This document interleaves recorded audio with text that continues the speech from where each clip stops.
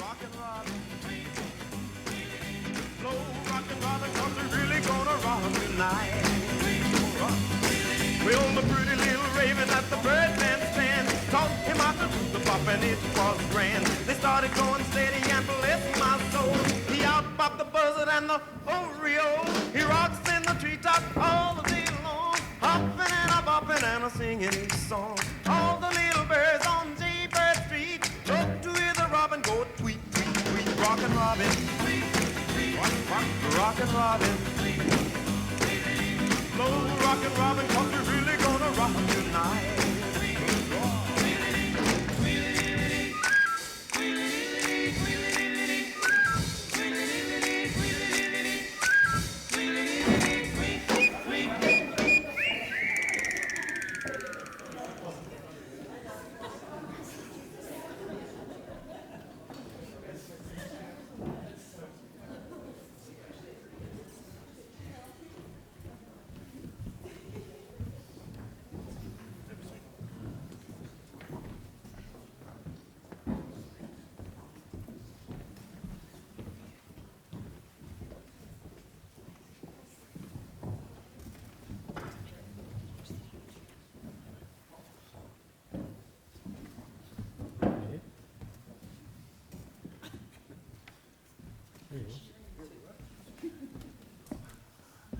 Thank you all. If you could be seated, it'd be great.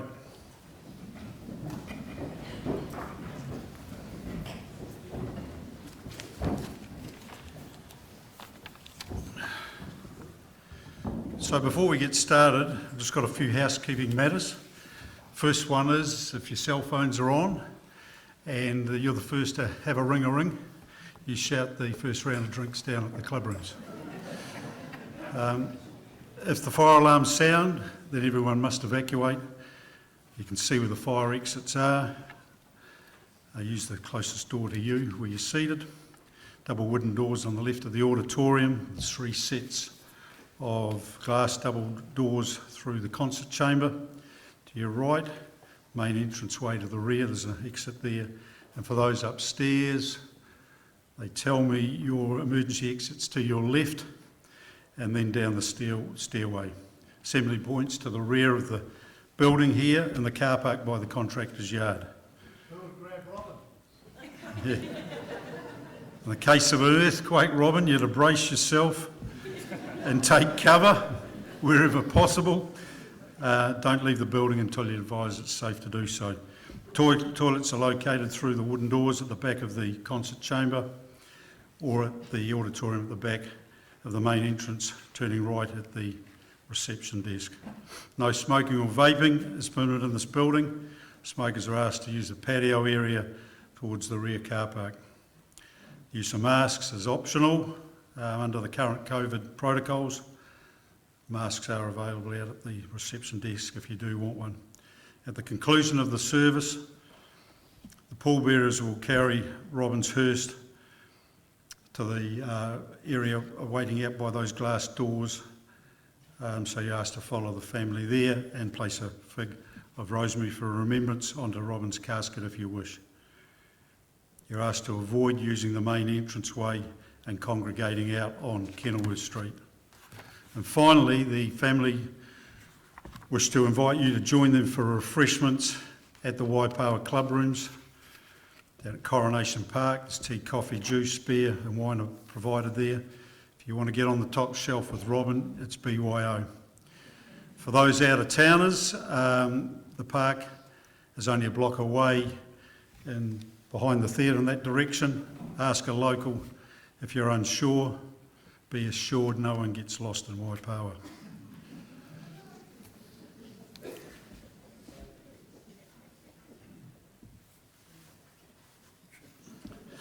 Good afternoon, my name's Ray Swedell. I'm brother-in-law of Robin's and a long-time mate. It was only 5 months ago I was celebrant to Robin's brother Hoosy's funeral.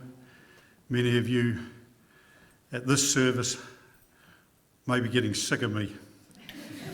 Tough. Kathy asked if I would do the duties again, which I regard as a special honour, something that I can give back to you, Robin. Firstly, can I extend everyone's condolences to you, Kathy, Vicky and Tony, and Sharon Hobart, along with the grandkids, Kayla and Zara. Not forgetting Jordan, who's Kayla's boyfriend, and also Bella, exchange student with the Khan family. Robin's passing was so sudden and a shock, without time to say goodbye. It's no surprise to see the numbers here today to pay their respects, given the numerous friendships that he had made over the years. There's little doubt that this service had to be held in Central Hawke's Bay's largest seated venue, the old Waipawa Town Hall. But we also welcome those viewing the service via the live stream link who couldn't be here in person today. In particular, a special hi to Robin's brother Darby at his home in Brisbane. The last time I was in this venue for a funeral, the deceased was a Waipakarau identity and his nephew was the celebrant, recalling the provincial rivalry between the two river towns, saying it was a bit ironic that for many years his uncle had said nothing decent ever came out of Waipawa. And here he was having his funeral there. Well, you Waipak buggers, there is at least one decent connection with Waipawa, and his name is Robin Walter Baker. And I don't think there's anyone who would dispute that. Robin was born to parents Ian Cheesy and Joyce Baker on the 31st of March 1954, being the third of their 7 children. Sisters Jenny and Viv are here with us here today. Robin was educated at Waipawa Primary School and then Central Hawke's Bay College. By all accounts, he was an intelligent student who had a good grasp of most subjects, particularly mathematics, and he knew what he was capable of. However, he didn't want to be at college, and his parents said he could leave as long as he got himself a job. So by the time he was 15, and without getting his school cert, Robin lined up a job with New Zealand Post as a junior assistant. One of his first tasks was to deliver telegrams around the town on the post office push bike. But he had the nous to move up the ranks, which saw his appointment as the Otani postmaster. In those days, this involved a diverse range of duties, which Robin just took in his stride. For example, on his 3rd day as postmaster, he had to officiate marrying a couple. Apparently at the ceremony, he was more nervous than the bride. Robin moved on to accept more senior roles with Post and Taupo and later in Palmerston North, finishing his career as National Private Box Manager. There was a short stint when he and Kathy ran their own business as distributors across Taranaki, Manawatu and Hawke's Bay for Ideal Cakes and Good Time Pies. He was the call-to person in the family when it came to any administration like filing a tax return or preparing a CV. Robin loved sport and with the encouragement from his parents was involved with swimming, but his real passion was rugby. Along with his father Cheesy and brothers, he played for Waipawa United Rugby Football Club, and it was here that I got to know him in 1977 when I moved to Waipawa. He was the senior team's vice captain, playing at second 5'8". He marshalled the backline defences, and lo and behold, a teammate who didn't mark his opposite and allowed them to make a break. Boy, would they and the rest of the team hear it from Robin. There wasn't a next time.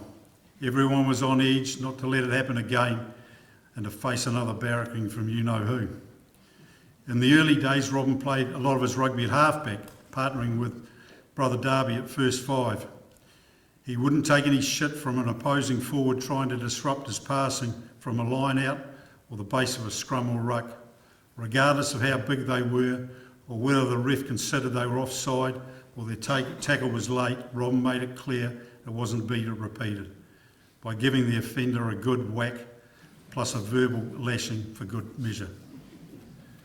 After the match, the club rooms, all that was put aside and it was time to have a beer regardless of who you were and what you had or hadn't done. When anyone joked about how Robin had conducted himself, more than often they got the same response, F you. Can I now introduce Ross Angus, a life member of the Waipawa United Rugby Football Club, who will share his times with Robin back in the 1970s down at Coronation Park.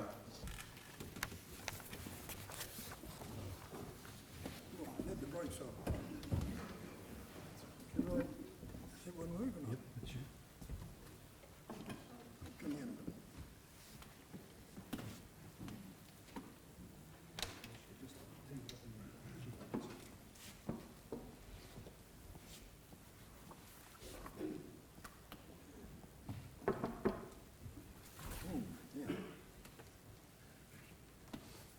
Yeah, good afternoon, everybody. My name's Ross Angus, and I'm asked to talk today on his time, Robin's time. Is it not working? He's got a button on you. Hello? No? Try that. Is that working? Yes. Thank you. Yeah? Yeah, where's the page? Right page. Yep. As I say, I'm Ross Angus, and my task is to talk about Robin's time in the United Club here in Waipawa. And he wasn't here a long time, but he put in a lot of effort. But to Kathy and family, my condolences on this Robin's very sudden and sad loss. Most upsetting. It's a great honour to be asked to speak today of my association with the Baker family and, of course, Robin's contribution. It has been a very sad year, losing Joyce, Hoosie and now Robin within 12 months, or a few months. When I was a young boy, I watched Ian Baker, Cheesy, on the rugby field and saw his prowess on the wing, showing great pace and guile. He was most impressive, and I think that rubbed off on the family. With the young family, Ian and Joyce instilled in the boys the enjoyment of sport and especially rugby. Luckily, the Waipawa area, known as the Bush, had several like-minded families. Within a short distance lived the Hislops, the Halls, the Howies, the Hickeys, that's just the H's. Include the Middletons, then the Bees, the Blakeys, the Blackledges, and of course the Baker boys. Now, I might have missed an odd family or two, but there was quite an impressive list there. Their regular schoolboy back paddock matches provided for up to 20 players. They all enjoyed their introduction to the sport and couldn't wait to leave school and play club rugby. The bulk of these boys, upon leaving school, did join United Club. Two of the keenest, Robbie Hislop and Robin Baker, flagged the college rugby trials so that they could play under-19 competition games for the club. In 1972, Robin's promising ability on the field was matched by his keen interest in administration, and at the age of 18 he was elected secretary of the United Club. 1 year later, in 1973, the club was offered a lucrative fundraising venture. Kel Tremaine approached the club to seek local farmer support to supply dead lambs and calves for skinning. Up to 200 farms were canvassed and good support. 4 separate runs were planned and club members asked to volunteer to assist in the collection. 60 to 70 club members were involved, meaning each crew would be allocated 1 night per week for the 10-week season. The bodies were skinned locally, with the skins washed, salted and packaged and transported to Southland to ex-All Black Jack Haslett's Slinkskin Tannery for processing. The club provided an annual Slinkskin dinner for all those volunteers in appreciation of their efforts.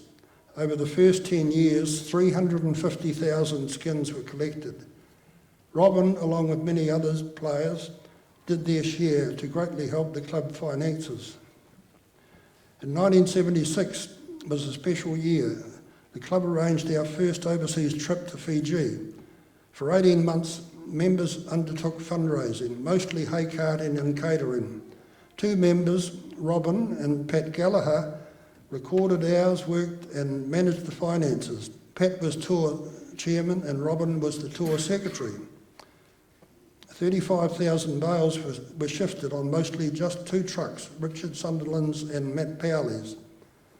Almost $10,000 was raised and the tour party put 10% back into the club funds. Neither Robin or Pat actually made the Fiji trip to other commitments, so it shows their commitment. The club celebrated 50 years with the reunion at Labour Weekend that year. All the functions were well attended and the club teams won 5 of the 6 matches played, with the seniors drawing 6-all with Havelock North, retaining the annual trophy played for on a yearly basis. They also won the CHP sub-union competition. 3 members from that aforementioned Bush Junior Academy, as I call it, played in this team, Robin and Darby Baker and Robbie Hislop. The juniors from 76 fielded 8 graduates from the academy, including Hoosie Baker. They had a perfect year, playing 16 matches for 16 wins, points for 520 against 105, scoring 106 tries in the time of 3-point tries. 1978, Robin and Kathy left Waipawa and spent time in Taupo before moving to Palmerston North in promotion within the post office. They offered their services to Kia Toa and their talents were very well received, obviously. 1983, on a sad note, Ian Baker passed away that year. The United Club arranged to play the Waipawa Sevens tournament starting in February 1984. The Baker family donated a trophy known as the Ian Baker Memorial Cup. Next year will be the 40th year of this great event. Now known as the Hawke's Bay Sevens, Robin made sure that Kia Toa entered teams along with other Manawatu clubs. Finally, I would like to thank Kathy on a personal note. Soon after they returned to live at Poreri, Betty, my wife, and I met at the beach one day.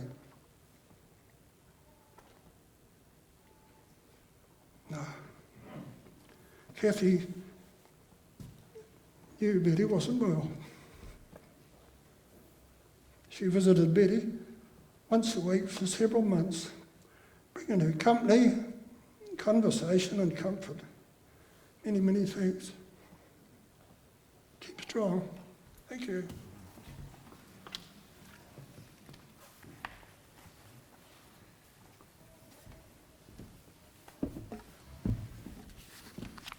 Thanks for that tribute, Ross.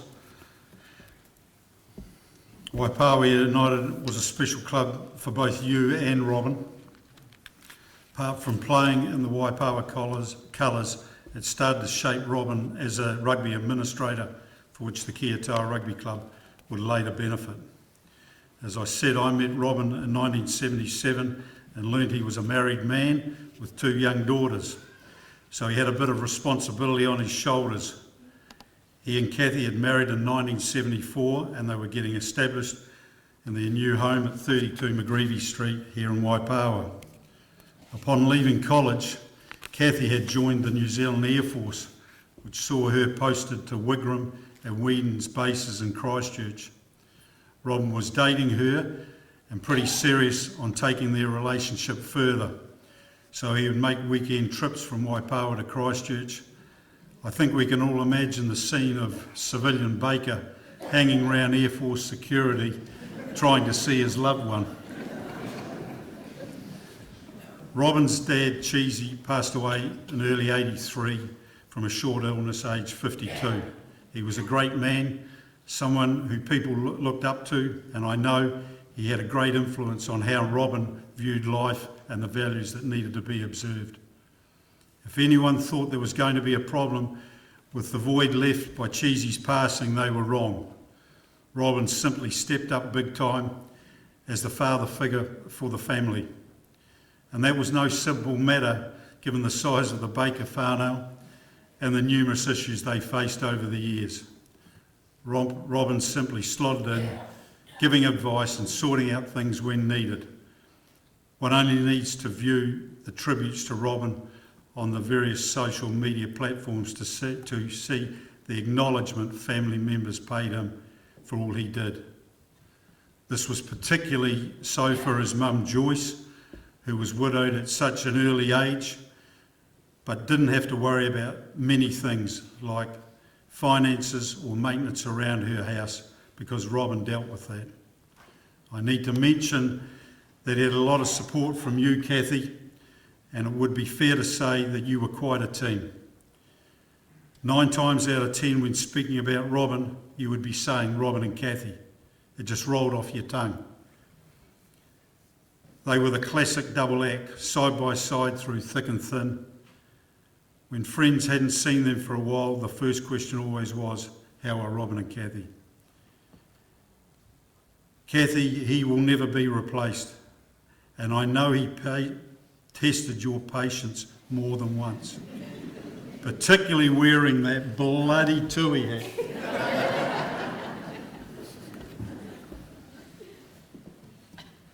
You both achieved a lot during your marriage and gave so much to so many, most of which was behind the scenes, with you both not expecting thanks. There are many family and friends who will be forever grateful for what you did to help them in their time of need. And I know I was one. When you moved to Waipawa, from Waipawa, to Taupo, Robin's uncle Bernard Booth, and Bernard, you there? I can still recall you noted in your farewell speech how they opened their home to anyone, in particular the rugby community. At times, your hospitality took priority over your own family needs and possibly was taken for granted. But you continued to welcome all and sundry as the years went by. People don't forget that, Kathy. Robin and Kathy would often be the instigators and organisers of family events or outings. Robin loved nothing better than getting away with the young ones, not only his girls and granddaughters, but his nephews and nieces. First thing in the morning, as each would get up to the kitchen for their breakfast, he would greet them by saying, "How are you, ugly?" This always got a response, "Good, Dick," or "You are the ugly one." And so Robin got the nicknames Uggs and Dick. This just suited him fine. He was on their same level and able to chew the fat. When it came to granddaughters Kayla and Zara, he was never going to be their granddad or pop. That was too much of a stereotype for him.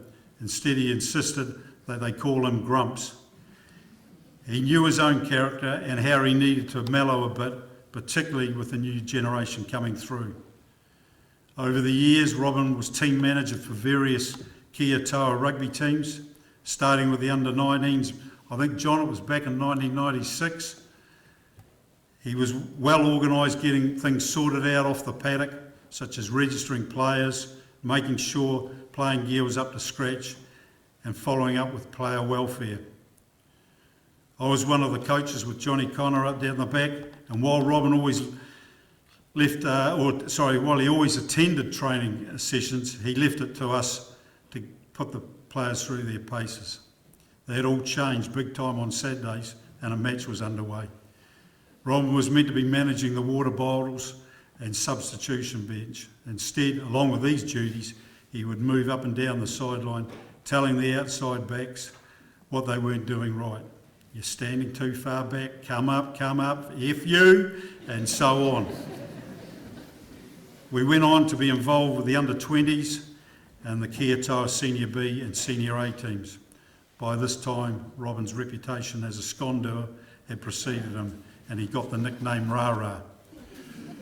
Back in the Waipawa days, Robin was known as Bakes by the likes of his best man, Robbie Hislop, who was a pallbearer here today.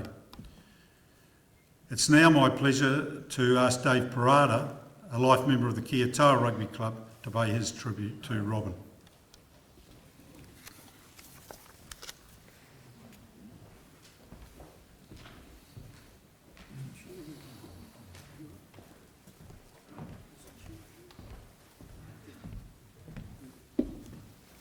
Thank you, Ray. I must say I had difficulty in presenting this, or collating this eulogy. It was always about Robin and Kathy, but I actually think it's Kathy and Robin rather than Robin and Kathy. But they've obviously been a combination, and as I say, it's difficult to talk about one without the other. Robin joined Kia Toa just over 4 decades ago. He started with our senior thirds.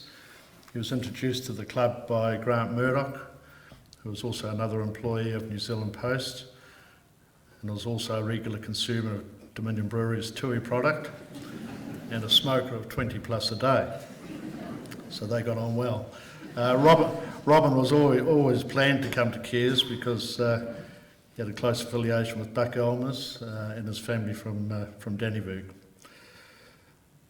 I first met Robin in the changing rooms and immediately couldn't help but notice his skinny legs. At second 5 he could scamper and appeared to glide along at speed, similar to ex-All Black Bruce Robinson. He was evasive with a body swerve to take a gap and make a break with his little legs trailing along behind. He probably wouldn't sidestep in case of rolling an ankle, dislocating a knee or putting a zip out. There was one incident at training where Robin collided in a practice set move with his first 5, Don Hall. The outcome was a major head clash. Both ended up in hospital, one with 15 stitches and the other with 12, and the doctor offered them separate rooms thinking they'd been fighting each other. After arriving in 1981-82, Robin started taking on administrative responsibilities in the late 80s and into the 90s and onwards. Firstly, and Ray has touched on a couple of points, but he also managed the president's teams. After several jugs of Tui, he was convinced to be the club captain, and he held this position in 1991, 1992, jointly with Dennis Cox in 1993, and again on his own in 1994. He was on the club working committee in 1995, 2001, 2002. Deputy Chairman 1996 and 1997. He also became part of a very active group of coordinators for the Golden Oldies, known as the Cavaliers. Festivals were held and attended in, and I might have this slightly wrong, but Alaska, Canada, US, Perth, Hong Kong and Christchurch. For the Christchurch event, we had a bus branded Bruns, which was from Waipakarau. And often people would ask, where are you guys from? Which would lead Kathy into start singing a dirty wee song. Have you ever been to Waipawa, where the girls are easy and the boys are sleazy? And anyway, Robin, we might hear that later, but Robin, I recall Robin saying, fucked if I know how she remembers all those words. Then that would lead to an action song, Singing in the Rain, with fists out, bums out, knees together, eyes crossed. And Robin would never let his cigarette go, and his little fragile knees were clinking together. More recently, Robin assisted with the management of the Awapuni earnings, and along with others established the Asset Management Committee. Did I say that twice? No, I didn't. And in conjunction with an investment partnership portfolio with Forsyth Bar. He was elected president in 2010 and 2011 and received the ultimate acknowledgement and recognition in becoming a Kia Toa Life member, which was richly deserved. Robin was future thinking for the club. He, along with Johnny Connor, Ray Swedell, Peter Stone, Dave Ross and maybe others, resurrected our Colts under 21 side. This coincided with our club's centenary in 2002. This was an incentive to have a Colts team in this special year, and quite a few of those players are here today with blazers that have slightly shrunk. And for a few years this proved beneficial for the strength and depth of players every club needs. He also saw an asset, and he also saw Carl Izard as an asset. I can't believe this bit, but by helping attract him to our club when he was doing a very complicated degree at Massey University on how to weed gardens and coax flowers to flourish and bloom. But Robin acquired Carl's first trailer off ex-All Black Kent Lambert for his new landscaping business. And Carl promised, "I'll get around to do some free paving for you real soon to thank you in exchange." I think Carl might be here, I'm not sure, but Robin couldn't wait any longer, and Kathy would like to settle soon before probate.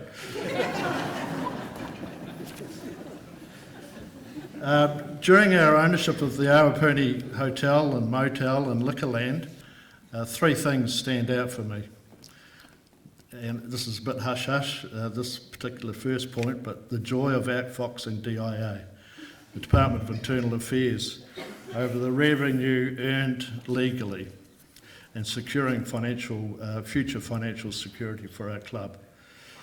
After knowing for sure that inquiry and investigations had ceased, I'm fairly sure that Robin and I didn't go to work the next day. Secondly, the dilemma of laying off people when we were destined to close. Robin said, "Just tell them to F off." Ron Berg and I were a little bit more diplomatic and tactful about it. And thirdly, was watching Liquorland cash flow peak when the red Mitsubishi L300 van was loaded to the hilt with kegs, crates of tui, tobacco, and what do you call those things, tissues. Robin was going to Prairie Beach for a month. And Kathy and the girls had to take the car because there was no room in the van. I don't think Robin ever pissed anybody off, but he pissed me off once, and it was 4 years ago. And when I got to Huia Hutton's funeral, it was less than 10 minutes from starting. The Terrace Haven was close to full. As I walked into the foyer, Robin said, here he is, introducing me to the official funeral director fella. He's speaking on behalf of the club, and then he walked off.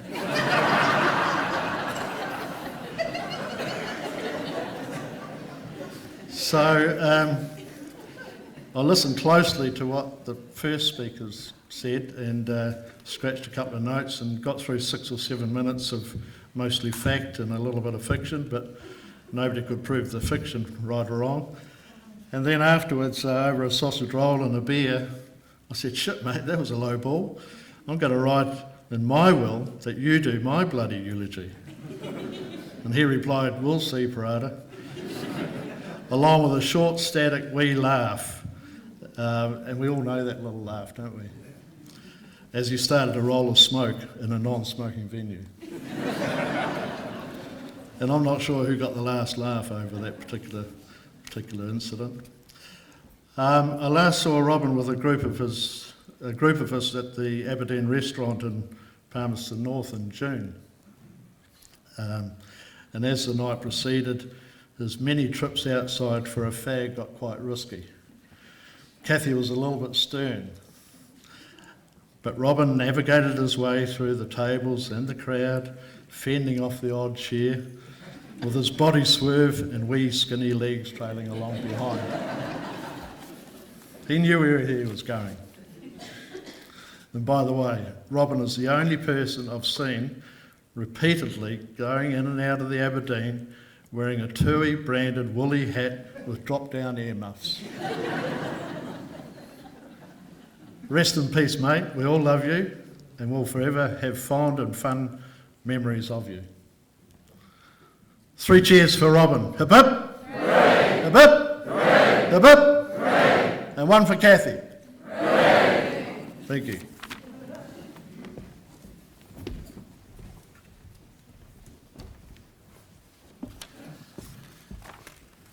Thank you, Dave.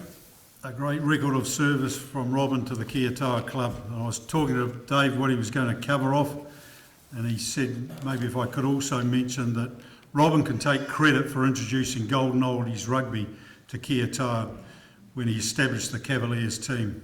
Up until then, Palmy only had the Evergreens side, which was made up of players from all clubs. The Cavaliers played home and away games every fourth Sunday, and everyone was involved, wives, kids, and even those just wanting some friendship.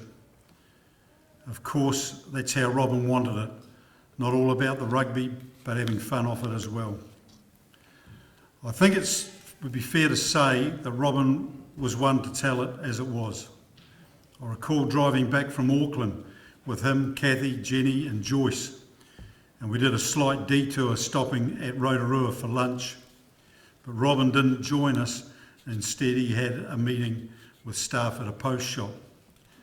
At the time, New Zealand Post were downsizing, and Robin was involved in managing staff restructures throughout the country. Perhaps that's where he got his grounding for telling the pub people where to go, Dave. When we got back on the road, Joyce asked him how his meeting had gone, and he wasn't forthcoming letting her know, but she persisted. "What job do you do for Post now, Robin?" Still no response. "You know," said Joyce. "What's your job? What do they call you?" Meaning his job title. Robin gave up and said, "They call me CUNT, Mum."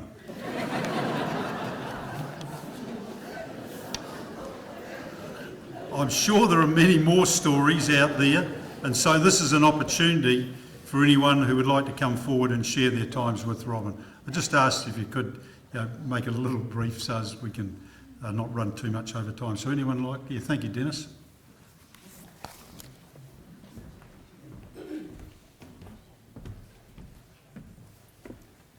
Cheers, Swads. Rob, I know you really like your orange hat, but I'm pleased they chose that photo. That's just... It's a tremendous photo, and it's just one that I'll remember Robin by, that's for sure.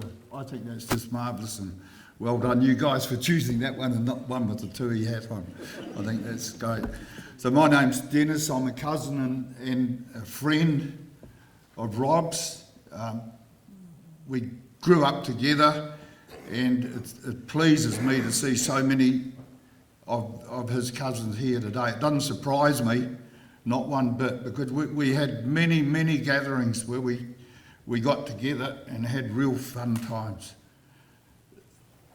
Memories that you'll just cherish and cherish. And I was lucky enough to play rugby with Rob for Central and against Rob for Central. And as Swads alluded to before, that he did call a lot of the shots, like, don't worry about hitting him late. And it didn't matter whether you were a cousin or not, he still hit you late. He still organised to have you hit late. And I can remember his old man reinforcing that, to do that. Don't worry about who it is. On Monday, I decided to go out and see Kathy and Vicky and Bo and share some of my love and thoughts and support for them. But it was really turned around a little bit. There was when I got out there was Barry and Jan and myself, and we arrived and we duly had a coffee and a cup of tea. And then Karen and Tommy and Morgan arrived, and Rach, and we had another cup of tea, and we had lots and lots of laughs. And I went away from there feeling as though they'd helped me, not me help them. And Robin would love to know that we were doing that and having a laugh at his expense. And he'll be chuckling away there now. I can just see that. But I thought that was pretty special, and it just shows, Kathy, you've got so much support from within your family, and there's so many personalities and characters. You won't get a chance to grieve too much.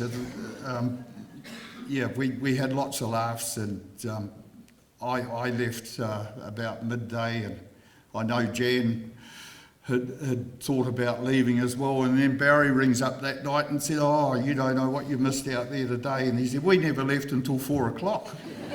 So that would have been many, many more cups of tea. But Rob was a big instigator in forming the 1862 Pendle Hill Trust, along with Rona Davidson, Neve Fletcher, and now they set up so that we were able to buy, the trust was able to buy 14 acres of Pendle Hill and retain it in the family forever, along with the cemetery that we have up there. And really, without Robin and Rona's work, I don't think that would have gone ahead, and we would have been left with just the cemetery. But now we have 14 acres where we can go up there, families get together and have wonderful, wonderful times. And it's, excuse me, a big thanks to him that we're able to do that. So thanks, Rob, really appreciate that. And I look forward to having a beer with some of your mates. Well, no, I'm not having a beer anymore. But, yeah, I can hear him chuckling at that one as well. So thanks, thank you very much.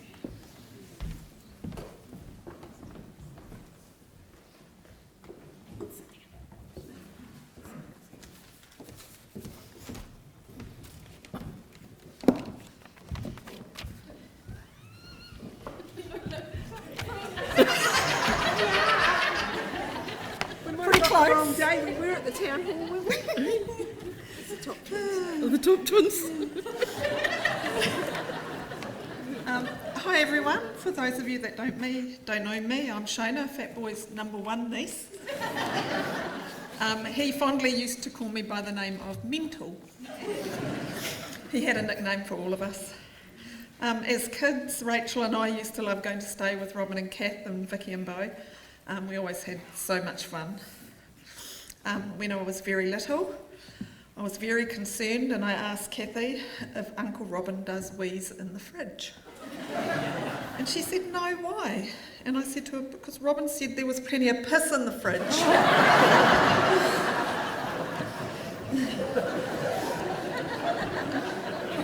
In this next little story, if this happened in our days now, Robin would have been arrested. But anyway, in my early teens, Robin decided to teach me how to drive. I'll never forget, after going to club rugby, we went out to the Shannon pub.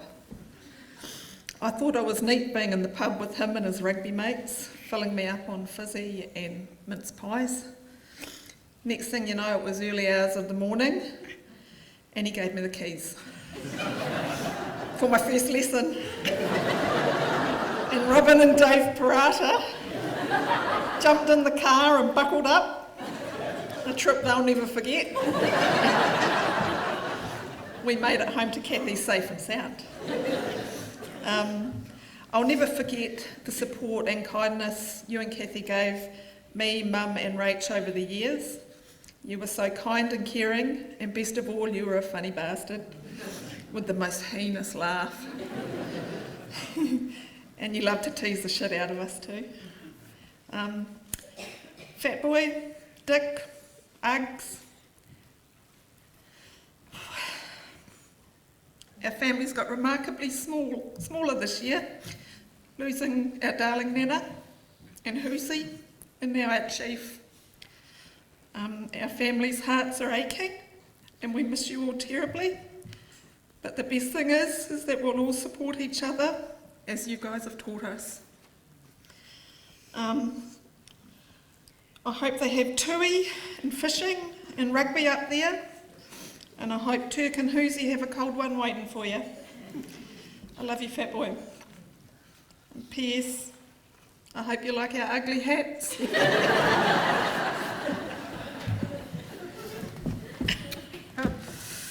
Hello everyone. For those of you that don't know me, I'm Rachel, Robin's #1 niece. He fondly called me Ratchet. And like Mental said, he had a nickname for everyone. I have so many wonderful memories of Robin. He was always fun and mischief and would tease the shit out of anyone and everyone. Robin is also my godfather. He didn't teach me that much about religion, if I'm honest. But he took me to church at the Kiotoa Club rooms quite a few times. He had a habit of teaching kids baddish words. With my kids, the word was dick, and he would call them a dick until they called him one. At first, they'd be all hesitant and they didn't want to get in trouble, but he would just go on and on and on and bait them into doing it, and then as soon as they called him dick, he would laugh his head off. And then, so for the first half an hour or so of us seeing him, all you'd hear is, "You're a dick. No, you're a dick. No, you're a dick." And so that went on. Every time we spoke about him, he was Uncle Dick. He has had a huge impact on my life, and all of it positive. He taught me that nothing else really matters but the people that you love, and that if you can help someone, then you should. He helped us out on many occasions, and I'll never forget it. Goodbye to our chief. They sure don't make him like you anymore. Rest easy, Uncle Dick.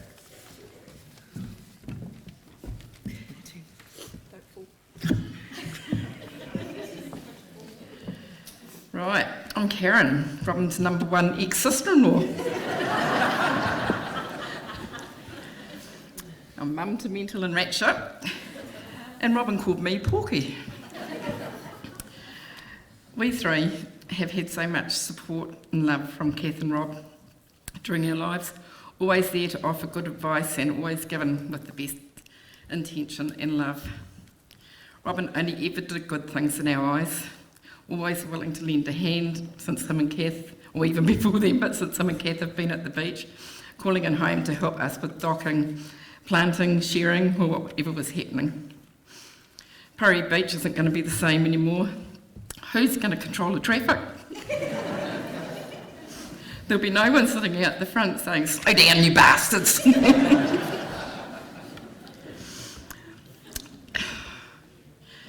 Go be with the others, Rob. I'm sure they'll recognise you when they see the Tui hat and the Becky in your top pocket. It's now our turn to look out for your girls like you did for us. Safe travels, mate. It's been a pleasure to have you as my brother-in-law and friend for the last 53 years. Thank you.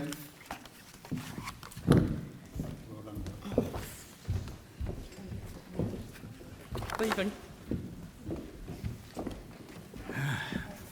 And I'm no bloody relation at all, but still number one. Yeah, still number one. Thanks for that, Ray. As Ray said, just to make this a bit brief, my name's Kevin Palmer. I had the privilege of knowing Robin for the last 40 years. I'll take out there was a good history there of his post office career, so well done there, Ray. But he did come to Palmerston North in 1982 as the postmaster of Rangatiki Street. Post office, grade 17 on promotion from Taupo.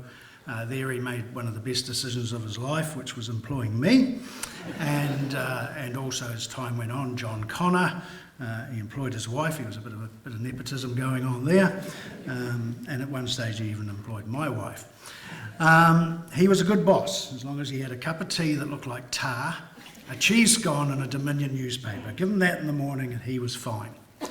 But in 1984, added to his postmaster duties, he became the Register of Electors for the Manawatu electorate, and he navigated the team through that year's snap election. No easy task, managing an electoral roll that was new to us. The Manawatu seat was won by Nationals Michael Cox by only 420 votes, and Robin had to put up with scrutiny as basically taking his post office apart. I think that took a bit of a toll on Rob. It took a toll on me, and Rob jumped out of the post office altogether for a while. As Ray mentioned, he took on the Ideal Cakes run, him and Kathy. But after a van crash and some crazy long hours, he rejoined us in 1987 in the newly formed New Zealand Post. He quickly went from accounts receivable manager to daily accounts manager to district coordinator. And once again, his role and his great work was recognised as National Private Box and Bag Manager right through to his retirement. Him and Kathy made many great friends, and I've seen the Connors today, I've seen the Bonds today. Hannah Spall was a great team member of Robin's, and I've seen Michelle Smith here today. So I hope to not offend anyone else from New Zealand Post who's here. But a bit about the Robin I knew. He had a playbook, and it only had a few pages in it. It wasn't a very big playbook. Page 1 was don't leave people wondering what you're thinking. As you all know, he called a spade, and he had a real sense of fear. His artistic side, which probably not a lot of you can remember, but he managed to craft words, and there was an expression, and I see there's children here today, so I'll do what Ray did, if you. And he could do that in different octaves, you know, just to match the situation, but he had a fuck you for every occasion that we were in. And he used it on me certainly quite a lot. And page 3 in his page book was to stay away from him when his eyes glazed over. And we had to do that on numerous occasions too. Page 4, and this is where everybody has said the Kathy and Robin come in, a remarkable sense of service to the communities that he and Kathy chose to be part of. He enjoyed a laugh. So I'm just going to give you a couple of those plays out of Robin's book. In 1988 or 89 it was, we headed off on a journey, Robin and I, up the coast to check on post shops and deliver some new equipment. The journey was to have stops from Dannevirke to Ruatoria. We stopped in Waipawa, as we always did, to see his mum, catch up with Joyce, and as we left Waipawa, me driving and heading towards the television towers up by Te Auri there, I lost control of the car. We skidded a long way on the wrong side of the road for a while, and then down the bank, taking out lots of fence strainers, and finally our battered car ending up in the farmer's paddock. He looked across at me with a classic play too, and said, "Fuck you," and that was all he said to me. But being the good men we were, we managed to get the car out of the paddock, talked to the local Black Power members at the pub who told us where the farmer lived. The farmer told us, "All good boys, send you a bill for 500, it's all taken care of." So we carried on our way, and we got a rental car in Hawke's Bay, swapped out the battered up Chimera that we were driving, and we got to Gisborne, and we checked into our motel. Now, economising, as we were good men in New Zealand Post, we shared a unit.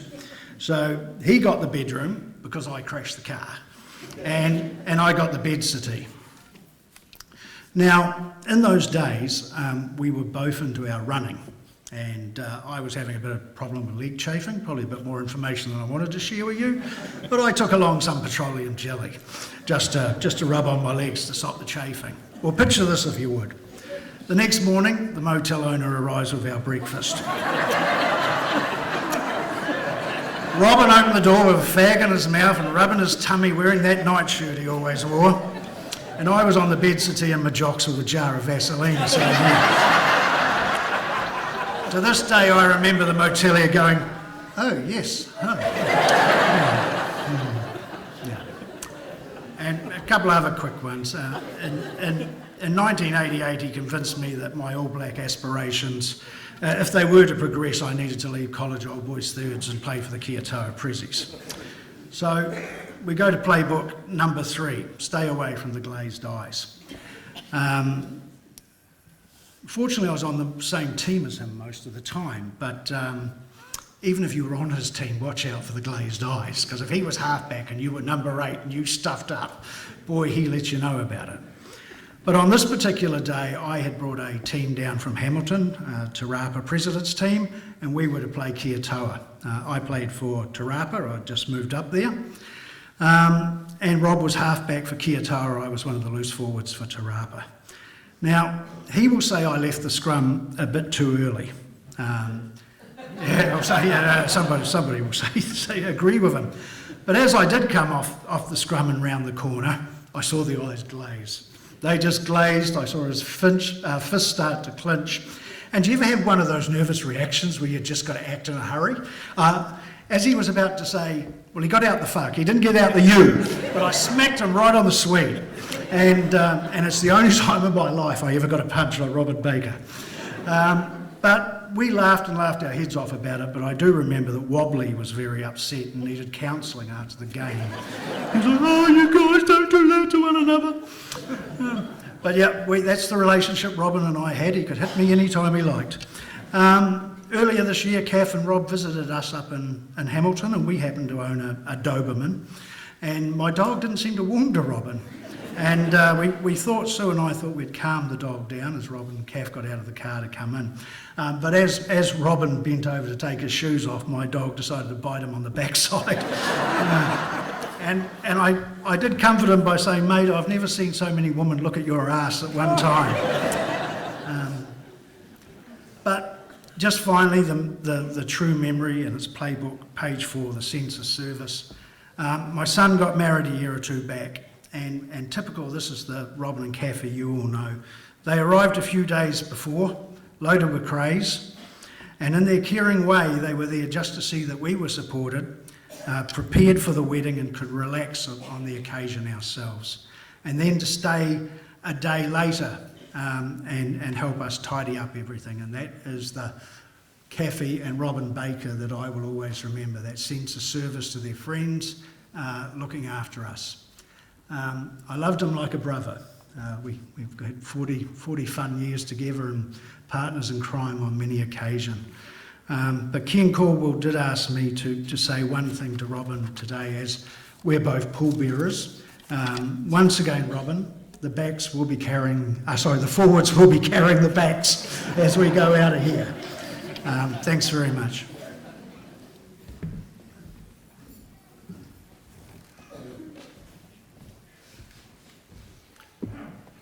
So thank you, Dennis, Shona, Rach, Karen and Kevin.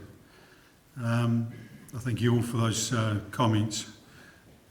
It's amazing what more you get to know about Robin, someone that was dear to all our hearts. I'm sure there'll be more to tell as we have some refreshments down at the Waipawa Club Rooms. We will now view a selection of photographs of the one and only Robin Walter Baker.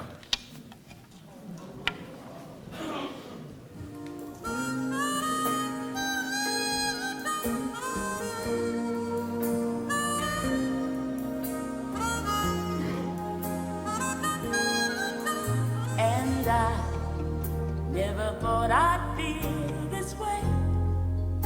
And as far as I'm concerned, I'm glad I got the chance to say that I do believe I love you. And if I should ever go away, well then close your eyes and try to feel the way we do today. And then if you can remember, keep smiling, keep shining, knowing you can always count on me. For sure, that's what friends are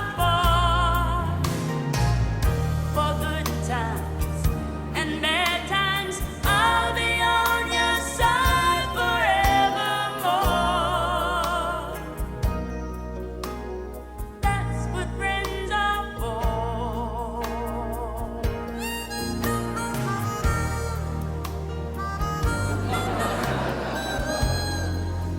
Well, you came and opened me, and now there's so much more I see.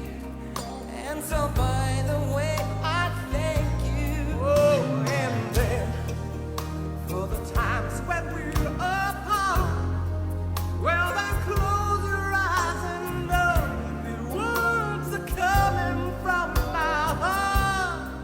And then if you can remember, oh, keep smiling, keep shining, knowing you can always count on me. For sure.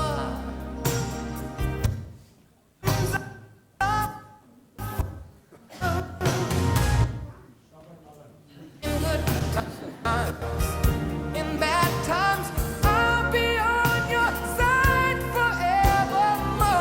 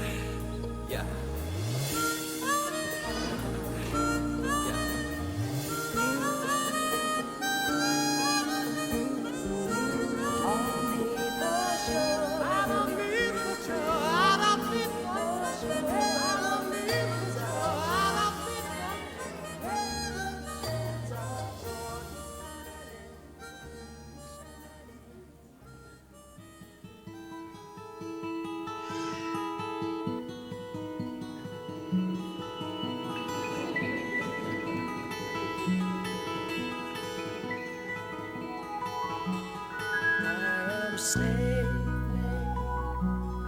I am sailing.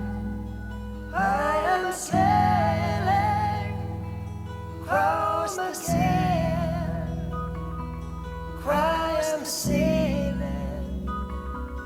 I am sailors, stormy near years to be near you. I am flying. I am flying. I am flying across the sky. Across the sky. Passing flags, passing veils, to be there, to be hear me. Can you hear me? Through the dark night, through the dark night, I am dying. For I am dying, for every breath who can say, who can say, can you hear me? Can you hear me? Through the dark night, far away. I am dying, forever crying, to be with you. Who can say?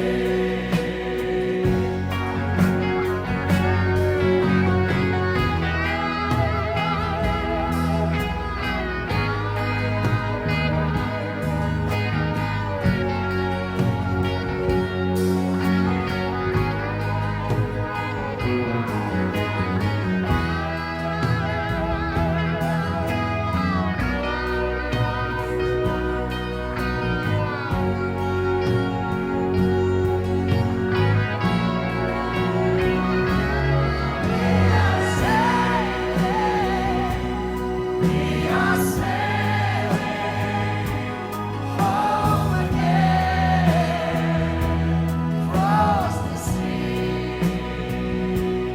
We are sailing salty water to be near you, to be free. Oh Lord, to be near you.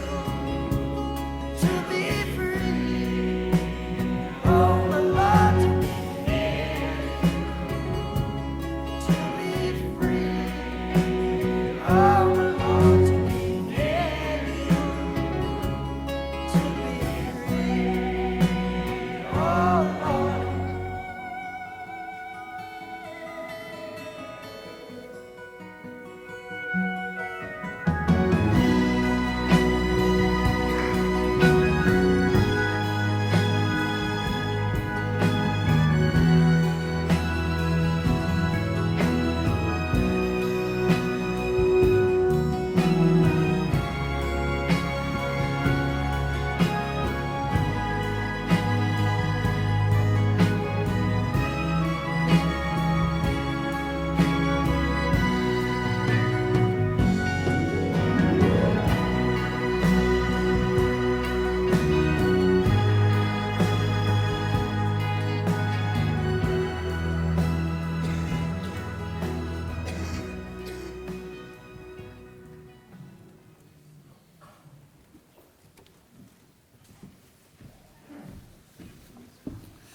Thank goodness they got the music sorted out. I was getting a bit worried there for a minute. We'll have to do a song and dance routine, eh, Ray Bernie? Well, it would be fair to say that Robin didn't pay as much attention to his health as maybe he should have. He was a heavy smoker and drank more than his fair share of tui beer. That said, he was an industrious bloke, always doing something around home, whether it be gardening or painting, chopping firewood or getting the evening meal ready. He was a creature of habit and things had to be done his way. No tea bags for Robin, instead it was tea leaves in the teapot and time for it to brew. Milk from the supermarket was poured from the cardboard carton into a glass milk bottle and then put in the fridge. Who else has got a milk bottle these days? So whenever you went to Robin and Kathy's, you quickly learned to fall into line and do it Ug's way, or you'd face another bollocking just like the rugby guys got. Perhaps he was his most fussiest when it came to fishing and going out in his boat. Robin loved fishing and was happy to take whoever wanted to be part of his crew. But as the captain, he had his set routines when it came to launching the boat and getting it back on the trailer.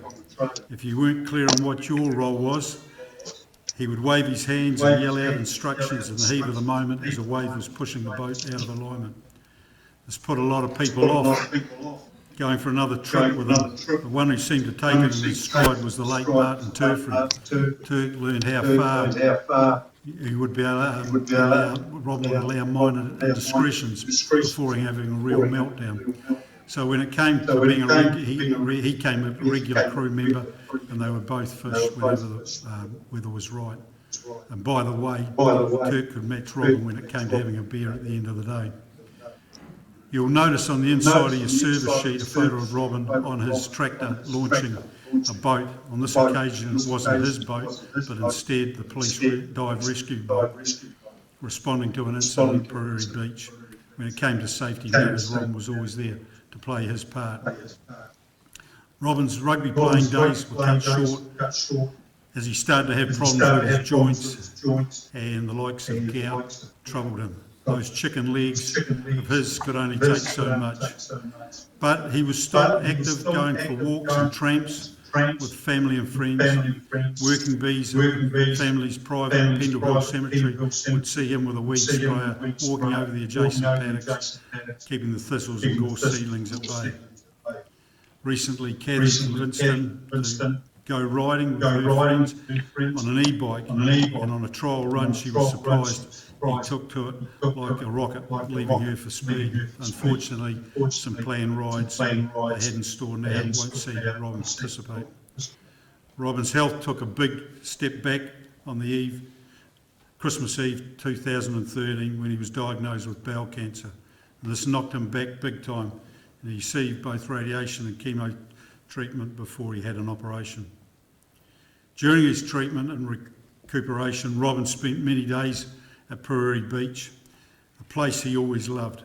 The solitude of the ocean view, as you saw in those photos, more things happening out there than what you may realise, even when people weren't around. Time to reflect and take stock.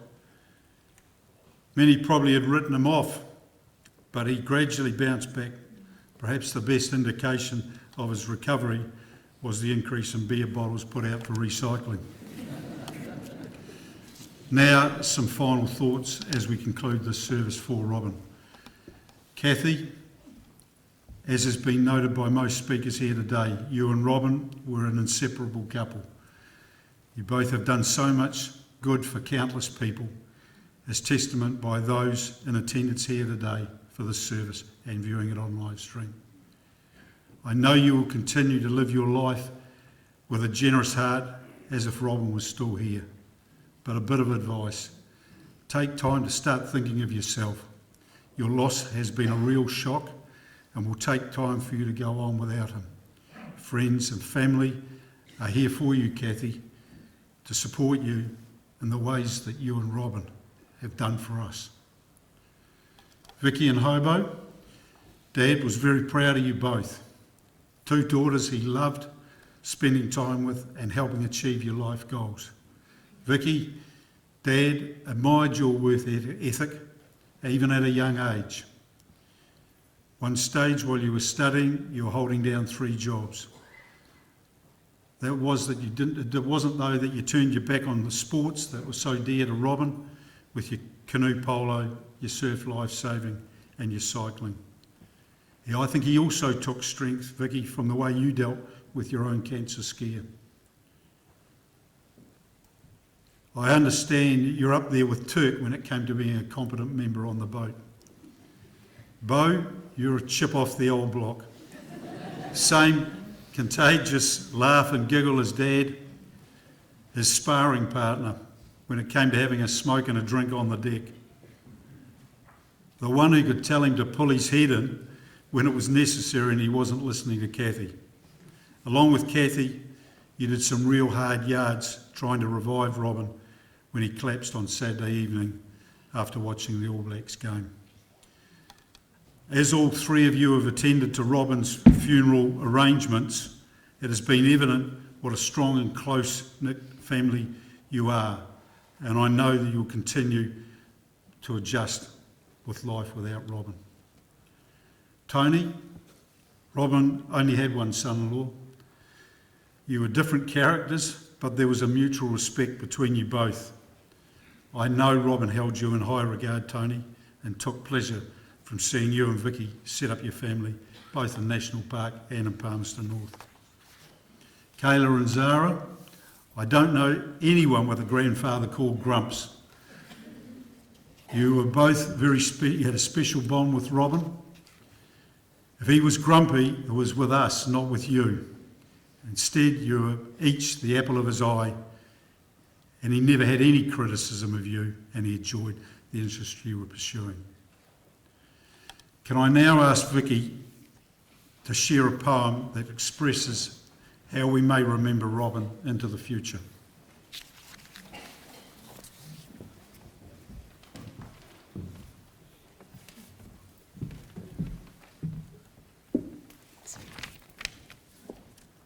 Look for me in rainbows. Time for me to go now. I won't say goodbye. Look for me in rainbows, way up in the sky. In the morning sunrise, when all the world is new. Just look for me and love me, as you know I loved you. Time for me to leave now. I won't say goodbye. Look for me in rainbows, high up in the sky. In the evening sunset, when all the world is through, just look for me and love me, and I'll be close to you. It won't be forever. The day will come and then my loving arms will hold you when we meet again. Time for us to part now. We won't say goodbye. Look for me in rainbows, shining in the sky. Every waking moment and all your whole life through. Just look for me and love me, as you know I loved you. Just wish me to be near you, and I'll be there with you. I love you, Dad.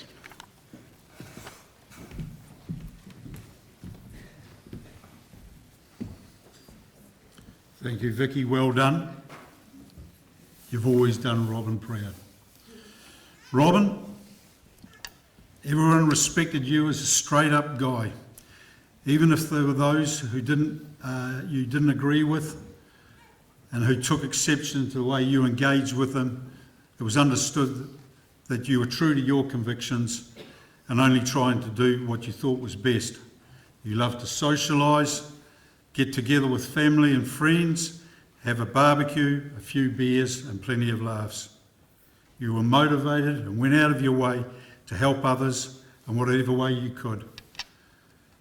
As Robbie said, just because the All Blacks lost to Argentina last Saturday, there was no need, Bakes, to give it all away. In accordance with your wishes, half of your cremation ashes will be scattered by Kathy, Vicky and Beau from a boat offshore at Prairie Beach, with the other half laid to rest at a plot at the family's private Pendle Hill Cemetery. So farewell, Robin. Dad, I must admit in my speech I forgot Fat Boy. Bakes, Uggs, Dick, rah-rah. You won't be forgotten. Can I now ask the pallbearers to carry Robin to the hearse? And just remember, if we could, keep that front door exit free and not congregate out on Kenilworth Street. Thank you all.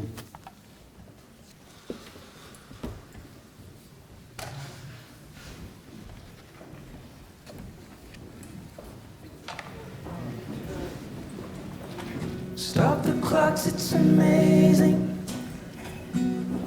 You should see the way the light dances up your hair. A million colors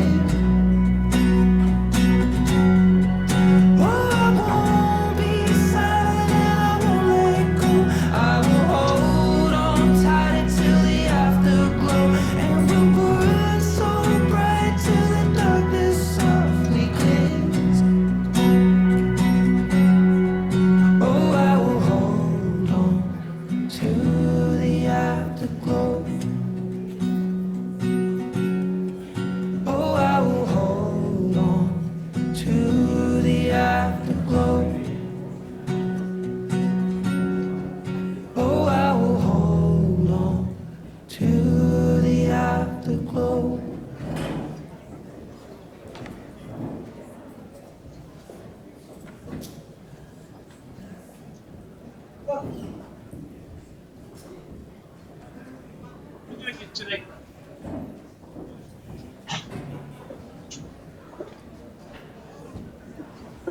Stop the clocks, it's amazing.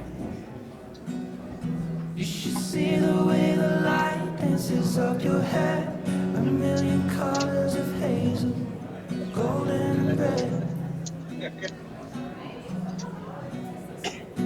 Saturday morning is fading. The sun's reflected by the coffee in your hand. My eyes are caught in your gaze all over again. We were love drunk, waiting on a miracle, trying to find ourselves in the winter snow. So alone in love, like the world had disappeared. Oh, I won't be silent and I won't let go. I will hold on tight till the afterglow, and we'll burn so bright till the darkness softly clears. Oh, I will hold on to the afterglow. Oh, I will hold on to the afterglow. The weather outside's changing. The leaves are buried under 6 inches of white. The radio is playing iron and wine. This is a new dimension. This is a level where we're losing track of time. I'm holding nothing against it, except you and I. We were love drunk, waiting on a miracle, trying to find ourselves in the winter snow. So alone in love, like the world had disappeared.